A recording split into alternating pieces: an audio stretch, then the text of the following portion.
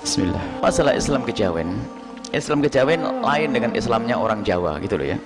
Kalau orang Jawa, kita orang Jawa, Islamnya Rasulullah, Islamnya Abu Bakar As-Siddiq, Islamnya Sayyidina Abu Bakar Siddiq, Islamnya Imam Abdul Hasan Al-Syari. Jadi Islam itu tidak membedakan suku dan bangsa.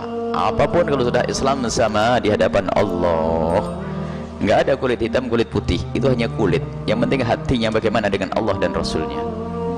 Bagaimana dengan agama. Jadi nggak penting. Nggak ada istilahnya Islam Jawa lebih bagus daripada Islam Amerika. Islam Amerika sama dengan Islam Jawa. Islam Jawa sama dengan Islam yang ada di Yaman.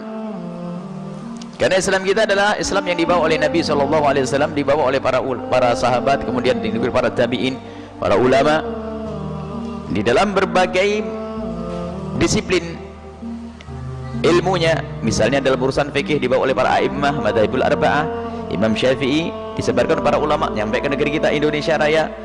Kemudian urusan akidah dibawa oleh Imam Abdul Hasan Asy'ari dengan pengikutnya sampai negeri kita Indonesia Raya.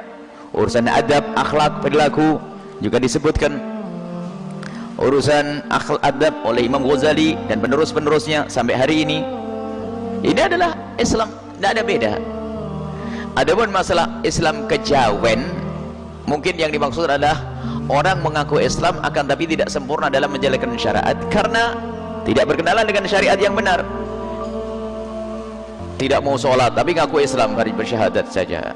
Ada Islam kejawen. Jika maknanya Islam kejawen Islamnya orang Jawa, ya sama dengan Islam yang ada di Hadramut sana, sama, nggak ada beda. Tapi kalau istilah Islam kejawen Islam yang nggak mau sholat, yang penting iling saja dan sebagainya, ini sudah Islam salah. Nggak ada, Nabi tidak mengajarkan begitu. Nabi itu adalah orang yang bagaimana dalam sholatnya. Sholat fardunya Masya Allah, kemudian sholat sunnahnya sampai tawarramat qadamah, sampai kakinya bekak. Nah ini kalau ada orang di Indonesia katanya Pak cukup, nggak usah pakai begituan, berarti lebih hebat dari Nabi SAW. Ini orang sakit, semoga Allah memberikan kesembuhan. Jadi nggak ada istilah Islam aneh-aneh itu ya. Apakah Islam Indonesia, Islam negeri, Islam Jogja, atau Islam Solo, Islam Cirebon, nggak ada nanti. Nanti semua ada Islam Cirebon nanti. Setelah ada Islam Indonesia, atau Islam Nusantara, atau Islam Malaysia. Wah ini repot ini. Islam kita adalah Islam ahli sunnati wal jama'ati al-asy'ariyati. Nggak ada ini miliknya orang Hadramut, ini miliknya orang Qatar, ini nggak ada. Islam sama. Adapun kalau sudah di Indonesia tetap sama, dari masa ke masa ya seperti itu. Ada masalah pakai baju itu menutup aurat, yang penting pakai baju batik merah putih kuning hijau itu nggak penting. Jadi kalau anda mau pakai batik juga boleh, karena yang penting menutup aurat. Kalau tiba-tiba anda ingin menyempurnakan pakai baju putih, Nabi senang dengan baju putih, tapi jangan mencaci yang pakai baju batik. Kalau anda pakai mau kopiah, Nabi tidak pernah melepas kepalanya. Bahkan masuk toilet pun Nabi tidak pernah masuk toilet, masuk buang air dalam keadaan buka kepala, Nabi tidak pernah. Kecuali waktu umrah, waktu haji Nabi pakai kopiah, lalu anda pakai kopiah, niru Nabi. Ada penutupnya bermacam-macam, pakai kopiah songkok nasional boleh ya. Kalau pakai kopiah putih tidak harus Pak Haji, boleh saja pakai kopiah putih siapa saja, beliau pun berhaji. Tiba-tiba ada yang bikin pakai imamah. Sekarang ada orang mencaci Arab malahan katanya, bukan mencaci Nabi. Kalau memang anda menghargai tradisi nasional, anda jangan mencaci tradisi yang ada di Arab. Kalau tradisi di Arab itu, semua tradisi yang ada di Arab jika sudah diambil oleh Rasulullah menjadi sunnah Nabi SAW. Jadi tidak bisa dipisahkan dari Nabi SAW. Kalaupun anda tidak bisa pakai baju putih, anda pakai baju merah, putih, kuning, hijau, yang anda punyanya itu gak ada masalah.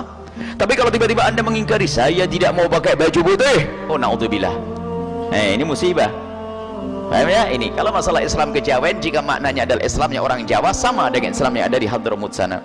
Tapi kalau Islam kejawen yang nggak mau sholat, hanya eling tok, Masya Allah, eling ke urusan sholat. Coba makanmu urusan eling tok, no. Yang penting eling berarti kayak makan gitu loh.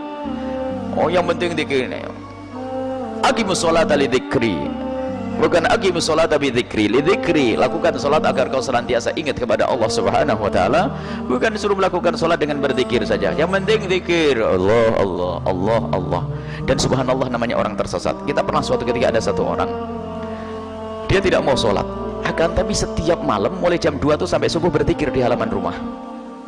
Ajib. coba seandainya bimbingannya benar kan dia menjadi orang soleh, dahsyat. Dia punya keyakinan gurunya yang salah tadi, gurunya yang salah.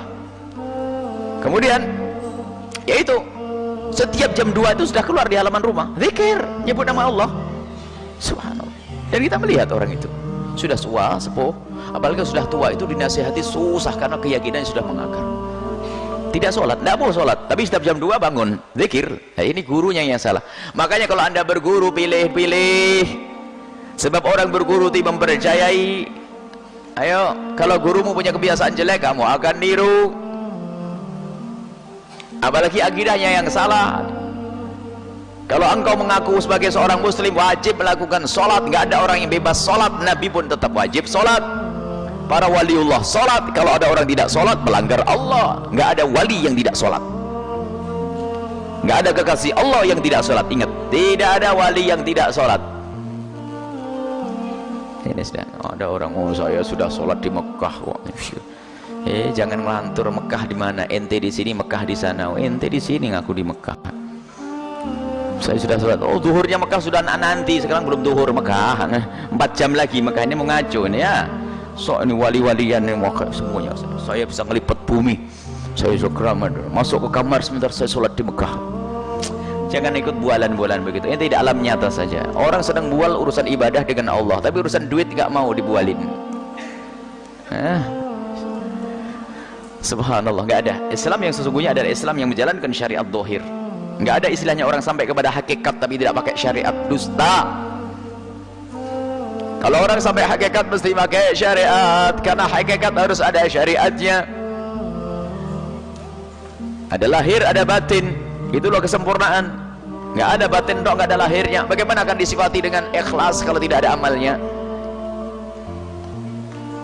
Maka ada lahirnya baru ada batinnya. Lahirnya adalah kita melakukan sholat khusyuk, melakukan sholat 5 waktu, kemudian rohnya adalah diberi namanya khusyuk. Itu hakikat, bukan bualannya orang-orang yang malas sholat, malas ibadah, tapi berbual saya sudah sampai hakikat.